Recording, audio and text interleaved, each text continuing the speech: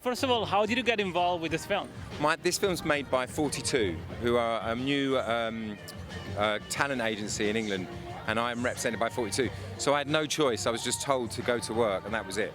All right. So, but I'm sure that some elements of this film would have convinced you anyway, right? Absolutely told that I had to go and do it. I had no choice whatsoever. It could have been about anything, and I'd have had to have done it. But having said that, obviously, I'm elated that it's done so well, and that it's actually good for once. You know, it's lovely. It's lovely to be in a film that's good.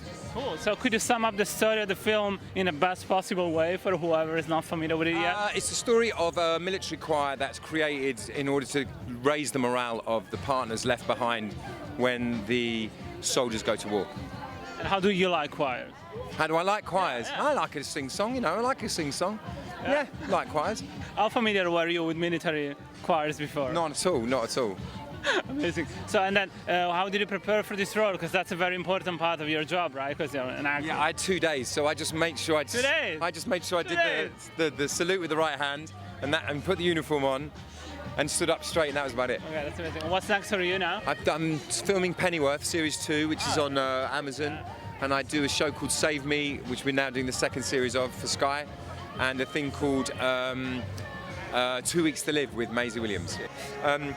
It gets darker quickly, very quick, very dark. But I did even bring, just for you, the gold Harwood nose. That's just for the Pennyworth fans. What, 36 strong women and me? And I would say to I've got to go to work, it's a nightmare.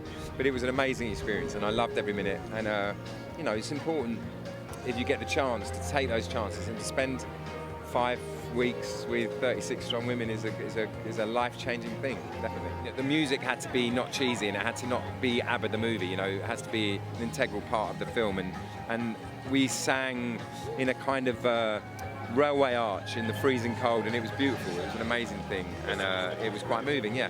It's important because I think it just makes you hopefully slightly less judgmental of each other, slightly kinder. You don't know what people's stories are, what battles they're fighting, what's happening in their lives, and I think that's an important message for now. Do you know what?